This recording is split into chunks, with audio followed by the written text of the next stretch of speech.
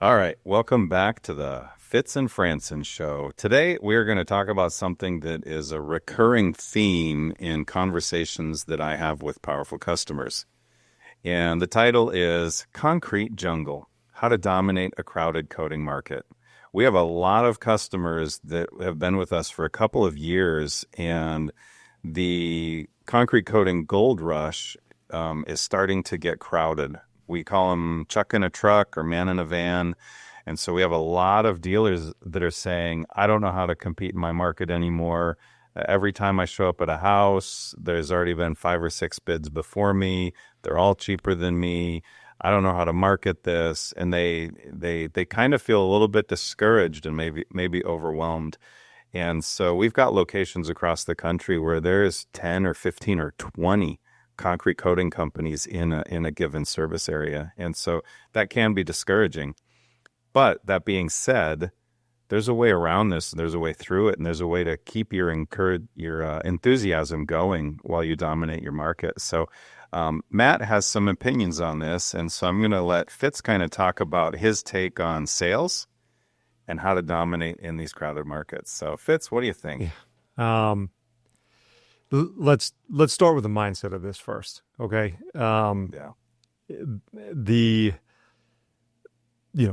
couple years ago, when I think the vast majority of our dealers got into this, there was not a ton of competition, which was a great thing, right? You were first to the game, which is a great place to be. You were able to plant the flag and reap the benefits of being, kind of the only fish in the pond, so to speak, right? And it wasn't necessarily shooting fish in a barrel, because you still had to do things right to earn jobs and be at the right place at the right time with the right messaging and all of those things. We call competition chuck in a truck. That's who you were going against. They were not sophisticated in any way, shape, or form at that point in time. But the idea that was going to last and that other companies weren't going to look over the fence and go, hey, what's going on there? Come on, guys. Like, that's ridiculous. Like, the idea that somebody wasn't going to say there seems to be something worthwhile and worth exploring here. There's a growing industry. There's a growing opportunity. I want to try it out. The idea that we're shocked by this or taken aback by it, like it blows my mind, if I'm being honest, right? Also, like, we all went into business for ourselves because we have a belief in ourselves. And now all of a sudden, there's a bunch of people in our world that are competing with us. Well, where the hell did your belief go in yourself? It's now all of a sudden gone. There's too many people. There's too much competition. They're way lower than me, and I can't compete because of the price. I don't understand it. Like, so I think first and foremost, the mindset's got to shift a little bit. Like, woe is me. There's a little bit of competition here. There's a lot of competition. Who gives a shit? Be better than them. Yep. Stay better than them. Yeah. You were there first. You've been there longer. You do it better. You represent a better product. You have better people that work for you. Be better. Stay better. Like, and as the owner of your company or the leader of your company, the manager of your team, the narrative and the voice that you speak with and the way you walk through your building either allows that competition to be a problem or be something that raises awareness for the market and means that there is more noise about the products that we all represent, competition included, which is good for you, which means that more people are going, hey, concrete coating, that's a cool thing. We should do it. And guess what? Your name, if you do this the right way, should be top of mind. And who gives a damn about price? Like, yeah, we should be higher than everybody else. We're better than everybody else. So, I just, forgive me, I'm, if you can't tell, a little fired up about it. I never wanted to compete on price or be in the middle of anything. Like, I think most of us that are in this world grew up doing competitive things, right? Competitive sports or those kinds of things. And I was talking to somebody the other day, and I was reminded of this conversation I had with a family of a player that I was coaching many years ago when I coached. And they were frustrated because he was only playing against the best competition, right? And he's like, well, you're only putting him against the best competition. And I was taken aback. And I said, well, man, things have changed since I was growing up. Like, because when I was raised, my dad made a point to put me in front of like the biggest, strongest kids. Because if I was going to get bigger, stronger, and better, you're going to go get your ass kicked a couple times by that kid so that you can be bigger and stronger and better tomorrow. So you got to have a mindset like the more the merrier, because we're going to raise awareness in the market, and that's going to allow me to generate more opportunities. Yeah, it's going to cost me a little bit more right now, but there are going to be people that enter the market today, last week, last month, tomorrow, next week, next month, that don't survive the gold rush that's happening now because they're not good enough. And you can be or you can't be. That's your decision, period. And, you know, I don't know any other way to put it, but, you know, put your big boy pants on and go to work. Like you just got to beat them by being better than them. And I know that's oversimplifying it, and there's strategies and those kinds of things, but it starts with the mindset, and it starts with the way you talk to your people, the way you allow them to talk about it in your building. And it's either a problem because you allow it to be a problem, or it's no big deal because it's no big deal. So, sorry, I don't know if I'm making a point with this, Jay, or not, but, you know, we're having a lot of these conversations right now. And even though we're introducing strategies and conversations, it still keeps coming back to this. And at a certain point, like, you just got to get over it too. Like, it's a good thing. Look at the window world. I mean, everybody saw what Renewal by Andersen and Pella and Marvin and all of these companies were doing when, hey, that's pretty cool. Let's try it. There are a million window companies out there, but they're still the best for a reason, right? There's a million roofing companies out there, but there's still companies that are the best in their markets because they just do it better than everybody else, and they don't care what anybody else is doing around them. So are you going to be better than them or not? Yeah. Well, and I love the mindset idea. The Ritz-Carlton, you know, talk about a completely different industry that is crowded.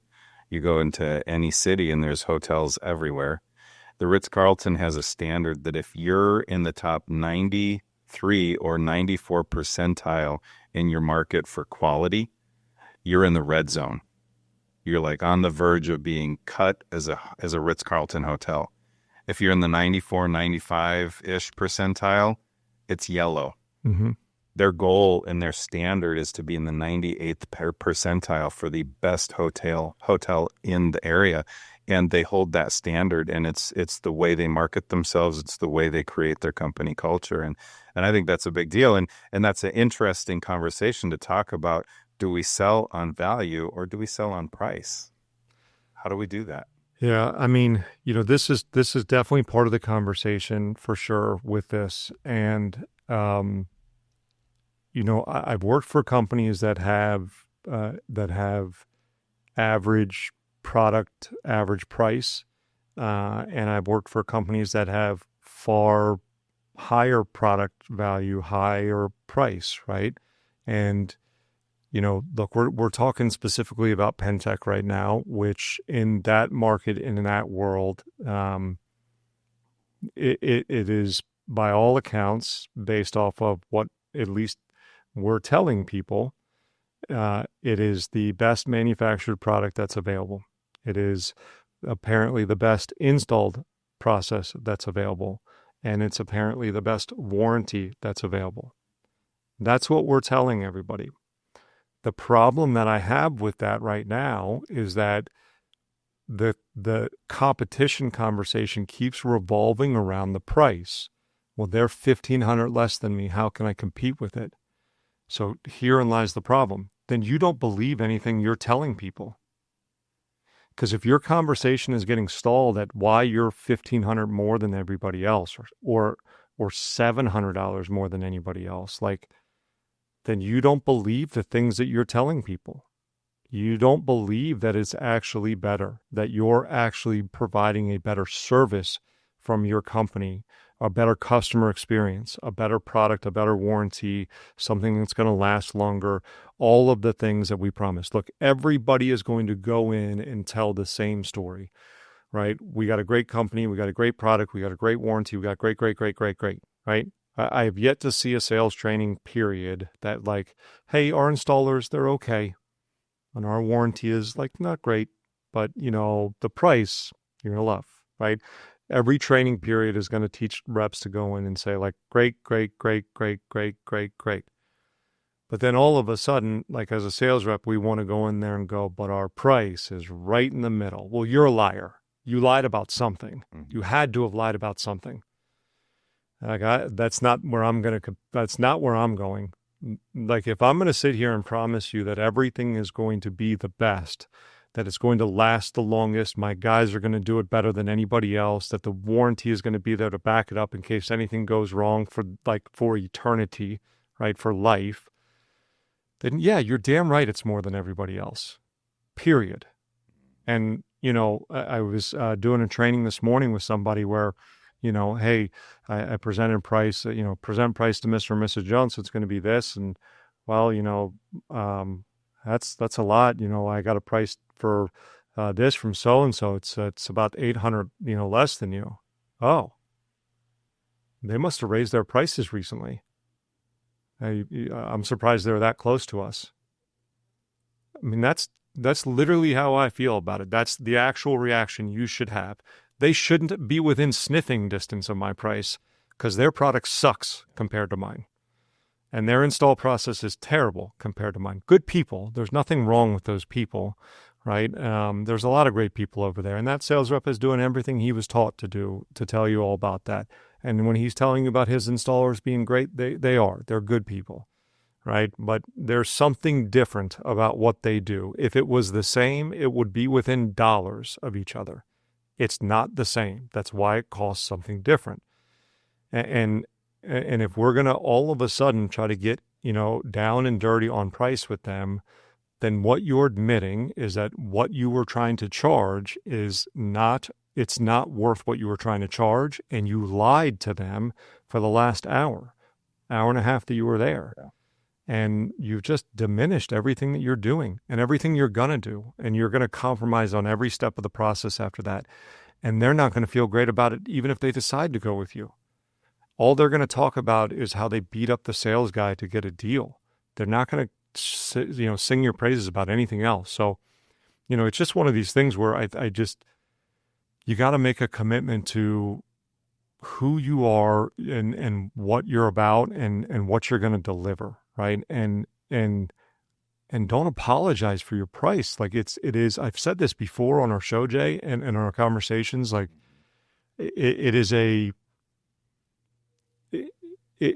you're in business to make money, but and I will jokingly say this from time to time, with working with reps or other people, there's not, our owners in our industry, there's not like a yacht being built in a harbor based off of like a 60% margin that they're making, on these jobs.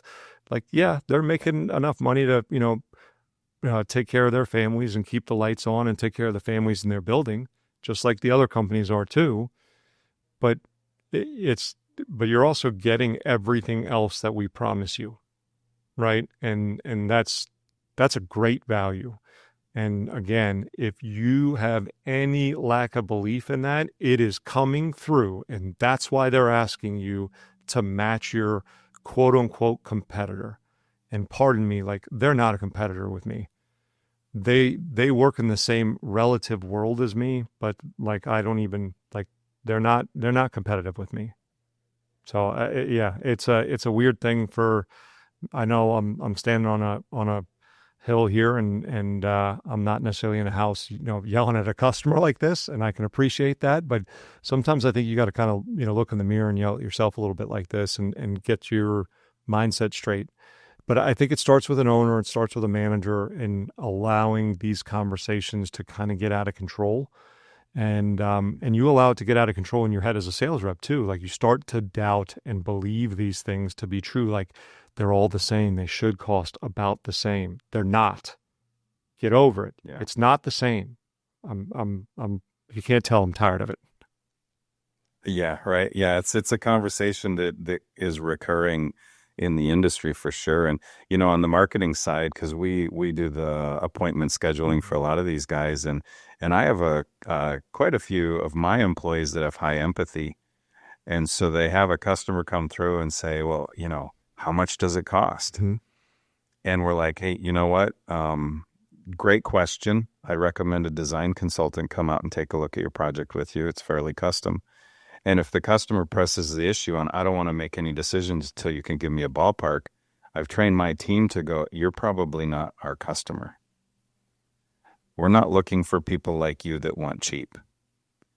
If you're not willing to give us 45 minutes of your time to learn about why we are the best choice for you, then you might not be who we want to work with. And we understand the plight of the salesperson. If they go through a streak of not closing a handful of deals, they maybe get discouraged and want to cut price or appease the customer. But it's like you can't do it. I like that. Stand on the hill. This is a hill I'm willing to die on, right? Yeah. Look, I mean, I get it, right? And I've been there, and I've been on a bad streak. I've been in. I avoid the S word as much as possible, right? That's a dangerous word for sales reps, and I've done it. I've compromised, and hey, I just got to see paperwork, and I'd be lying if I said I wouldn't do it again. I was asked this question recently in a process where, in almost every single sales training I ever did, or will ever do again for new reps coming in the door, or any hiring process I ever did for sales reps. Hey, what makes the top guy the top guy? What makes the best reps the best reps, in this industry? And I will jokingly say, I'm going to give you my answer, but I'm going to prepare you that you're going to be extremely disappointed with my answer, because I think most people are looking for some great secret, some line, some picture, some phrase, some book you should read, some class you should take, whatever it is, right? It's not that. It's got nothing to do with that. It has everything to do with what's between their ears. It's got everything to do with their mindset and their conviction with what they do and how they do it and what they believe. And they just believe that they're the best fit for the person that's on the other side of the door every time they knock on the door. And they're going to sell that person, and they're going to sell that job every time. And that's just the facts, right? And if it's not that person, it's the next person. And it doesn't matter what their price is, what their product is. And that's what's crazy about it, because there's a lot of really terrible products that people sell a lot of. You get to represent a great product and a great warranty and a great company, and we're not selling it enough. Well, then your conviction in your headspace isn't where it needs to be, because there's a lot of shit products that are being sold at a high rate, and it's because he's telling a better story than you're telling. Your story's dog shit. I'm sorry, that's the way it is. And that's just the reality of it. You can tell yourself it's all about your price. You're lying to yourself. That's what it is. So, yeah. Do you have a story, either yourself or somebody that you've worked with, where you noticed there was a shift in the space between their ears, where they were closing at 10% and had excuses, and then they were closing at 40% and they figured it out? Yeah. Yeah. I have two kind of. I'll give you one quick, and then I'll give you one that might be a little bit longer. So one, I was on a ride along with the rep, and they very much believed that price was the end all be all. And we were sitting in a home, and I'm sitting there doing my damnedest to let him burn the lead so I can, have a conversation with him afterward, which is very difficult for me to do. And the homeowner gives us that line of, hey, I really like everything you got. And I'm going to show you this. This is your competitor's quote. And he was, whatever it was like $2,000 less than us. And if you can match it, I'll go with you. And the rep looks at me and, I got the boss here. and it was the first time he told the guy I was his boss. And come on, man, And so I just looked at the guy and said, hey, I can appreciate you asked us that. And I could appreciate that, you got to try to get it as low as you can. I respect it. If I were all of a sudden to wave the magic wand and drop $2,000 off this price just because you asked, do you want to know what my expectation would be? And he said, what? I said, that you would grab us both by the collar and walk us out of this house. Because why wouldn't I have just done that in the first place? And who knows, if you'd asked for 3 or 4, could we have done that? The reality is that's what it costs. And, that's what it costs to get it done right. If you want to get it done for that price, that's what you get done. But that's what we cost. And the guy looks at me, he goes, that makes sense to me. Let's go ahead and do it. Yeah. And that rep from that day forward was like, I get it. I'm on, right? And, very rarely called me for like the extra $200 or whatever it was, right? But I had another rep, had that kind of aha moment. It was actually a good one. So it's a bit of a longer one. I almost shared his name. I'm not going to share his name. Put him on a performance plan. And he came into my office to go put on a performance plan, and he comes in like on fire. He knew what was happening, and I know why I'm here. But before we do this, I want to go through every one of my leads, and I want you to tell me. I was like, and I'm like, hey, wait, well, I'm like, all right, fine. And we went through, it was painful. We went through like 30 leads, and he's got a story for every one of them. And at the end of each one of them, should it have sold or not? And I go, I don't know, I wasn't there. I don't know, I wasn't there. I don't know, I wasn't there. And he's getting more and more irritated. And he goes, so you can't tell me if it should sold or not, and you're still going to put me on a performance plan. And I said, well, I can't tell you if it should have sold or not on each one of those individual ones. But what I can tell you is if I had given that same mix to any of your peers, they would have sold 30% of them. And you're closing 20. Yep. So, yes, I am going to put you on a performance plan. Now, the best part was the next day he shows up for the sales meeting. And he's got a stink face. And he is making the meeting miserable. I called timeout 10 minutes into the meeting. I said, hey, let's take a little bathroom break. I said, hey, so-and-so, grab your stuff and come here real quick. I said, hey, I need you to go home. He goes, what? I said, yeah, your attitude's terrible. I need you to go home. And I need you to really think about if you're committed to like getting this right. And if you're not, that's okay. Just bring your stuff in tomorrow and like we'll call it quits today. Otherwise, like if you're ready for this, like I'll help you and we'll get better.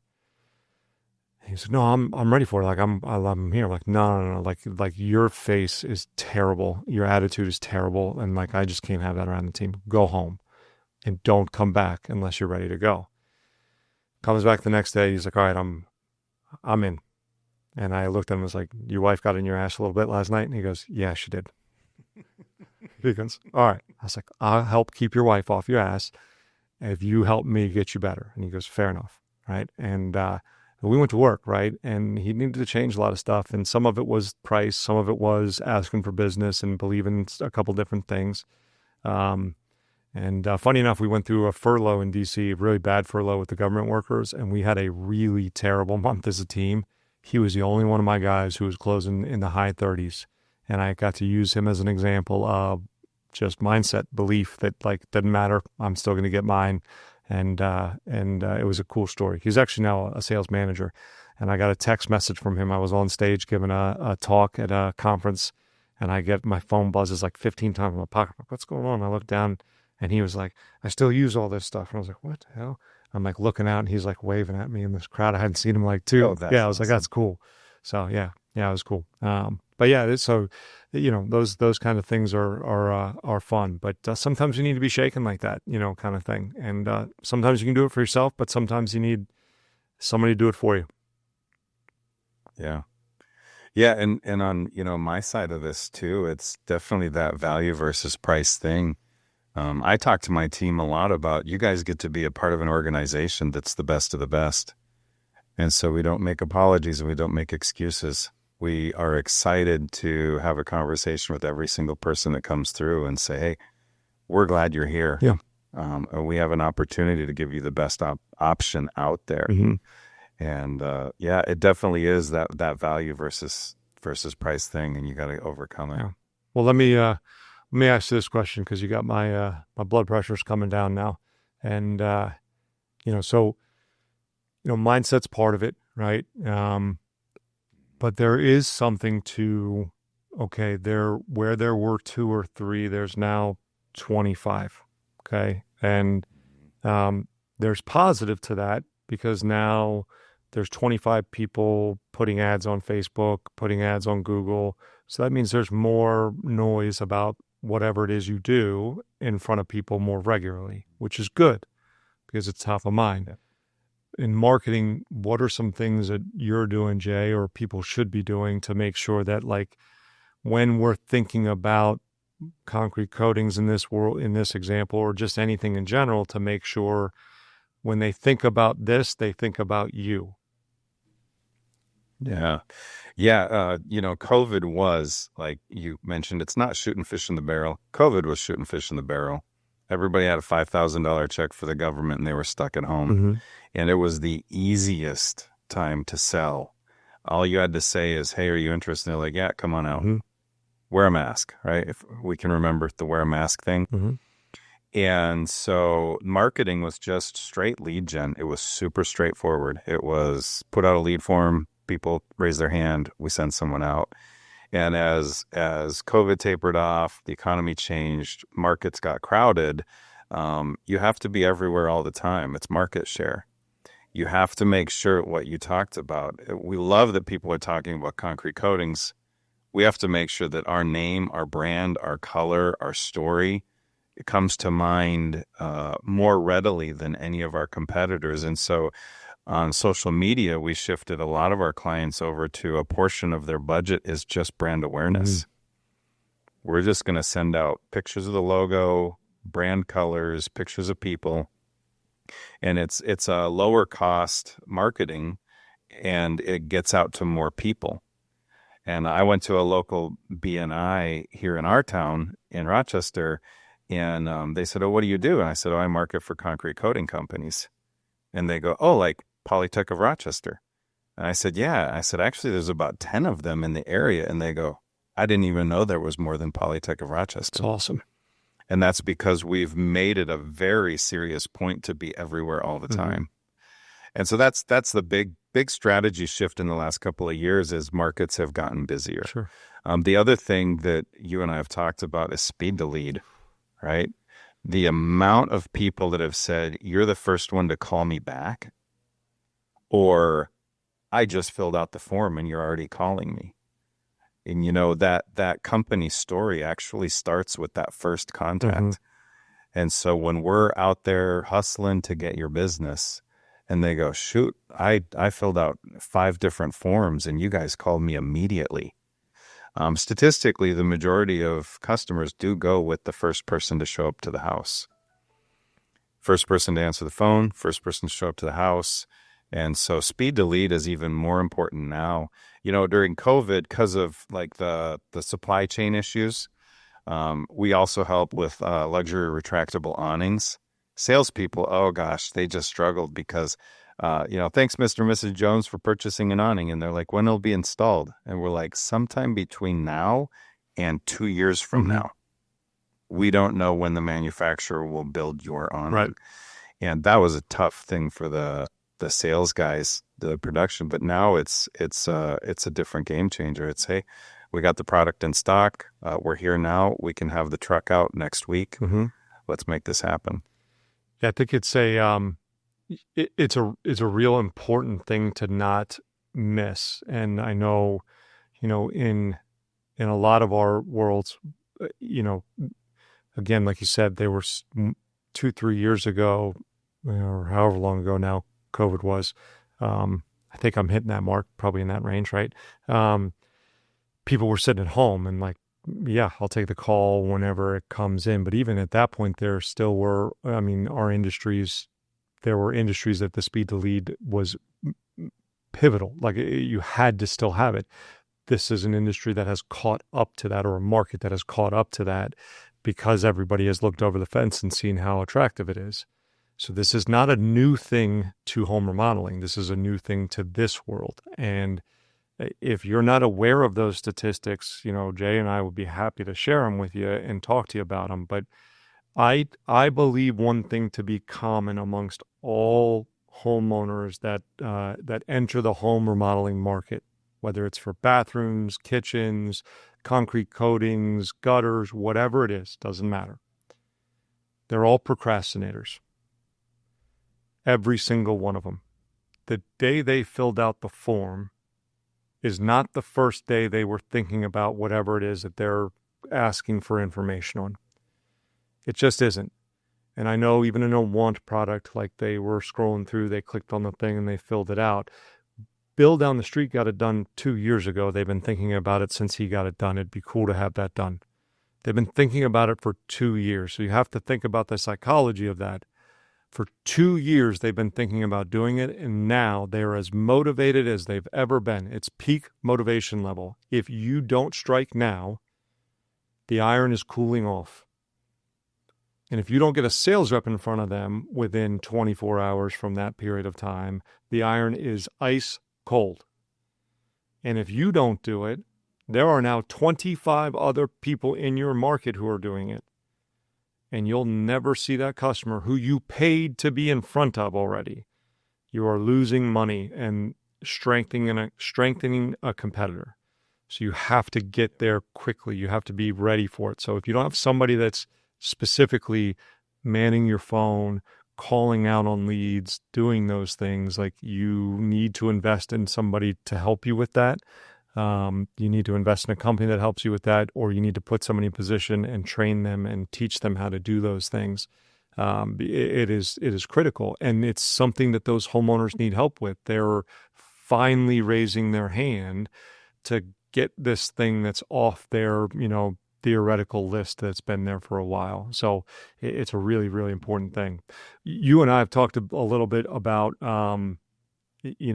branding awareness and standing out and maybe having kind of unique identifiers for yourself. I mentioned there's a kid here in Richmond that I think does a pretty good job of, he kind of makes himself the face of, his organization.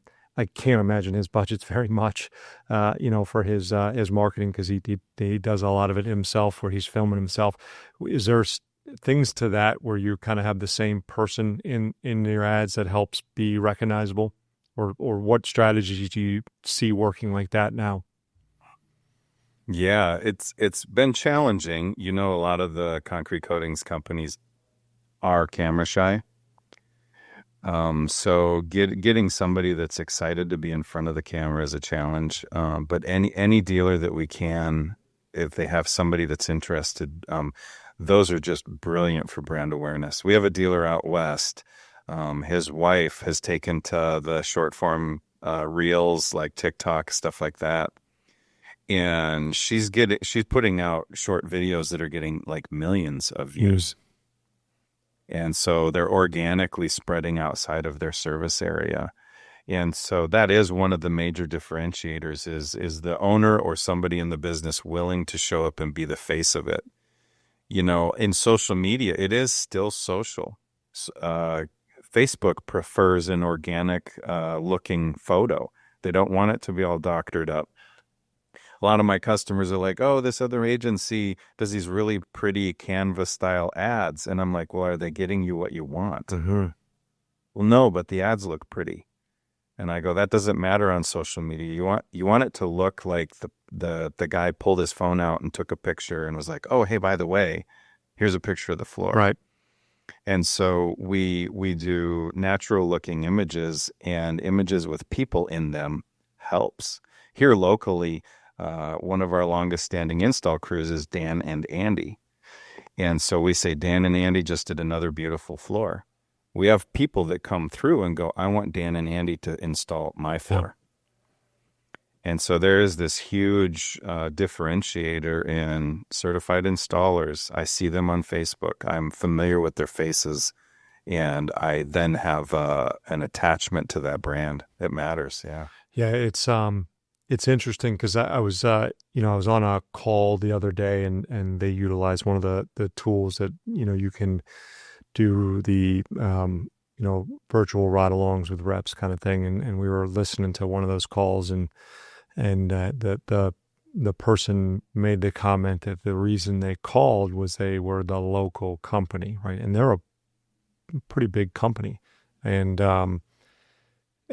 I think one of the reasons is they do a very good job. Their social person does a very good job of kind of that raw footage, and it's the same people in the footage all the time, right? So there's familiar faces, familiar places in the footage. So it's, they're stopping for coffee and donuts at the local shop before they go to the crew, and it's cut together that way. So you just become the next door neighbor in that regard. My previous company that I was with, we used to joke that, we couldn't go out to dinner, and, our owner was always nervous to have, a second drink if we were out at like a celebratory dinner for a good month, because inevitably somebody's going to come up and go like, "Hey, you're the guy on TV." And, it'd be like, he's like, we could be here for 5 hours and it'd be a second drink, and somebody'd be like, "Hey, that guy on TV was hammered at the bar," like, that kind of thing. Right. But it was always great because somebody would come up and just be like, "You guys took care of my mom, at, so-and-so, and thank you so much." And, it was just a real connection, and they hardly even knew his name, but they just saw his face, and that was the guy you called to get this done, kind of thing. So yeah, I think there's really something to that makes you stand out. And again, we didn't just do Pentech, we did a couple other things that were massively competitive. Like you could throw a stone out of our front door and probably hit 4 of our competitors. And, that was one of the things that made us stand out. We hammered that. We were the local guy. We were your neighbor and that kind of thing. And then we made sure that came out loud and clear in every piece of advertising we did. So, and again, we were more expensive than others, but that's because we kept everything here local, and we represented great national brands on top of that. Yeah, that's good. Yeah, a couple of good things that we covered today. You've got the owner's mentality, because I think that leadership does trickle down, and the attitude of the owner is going to be felt by the rest of the team.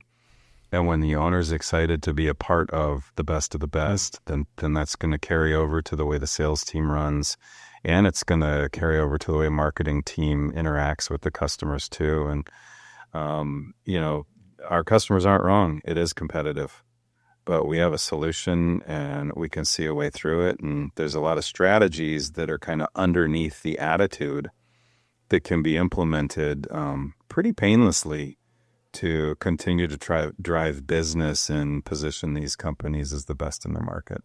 Absolutely. Any last words, Fitz? Yeah, look, I mean, I'll say this, you got a choice, right? Actually, you don't really even have a choice anymore. You're either going to compete or you're not. And, the reality of it is, did you really just want to keep winning Little League, World Series trophies, right? And, not that wasn't a cool thing to watch, last week when those kids were playing, but, go compete and win a big trophy, right? And dominate your competition, and do it in a manner from a position of like, we are the best, and we're going to continue to be the best. And we're going to outrun everybody here because we've been here longer. We do it better. And we're just going to keep doing it that way, guys. It might be harder right now, but in the long run, we'll survive. I think I've shared at one point that I have a thing with my son where we talk about the importance of pushing through hard things. So every now and again, when he's got a thing that bogs him down, hey, what do? We do hard things. Yeah, we do. All right, let's get through it, man. So we do hard things, guys. Put your big boy pants on and go to work. Yep. Win the day. That's it, man. Yeah. Good. All right. Until next time, thank you all for joining in and being a part of the Fitz and Franson Show. Till next time, Jay. Good talking, buddy.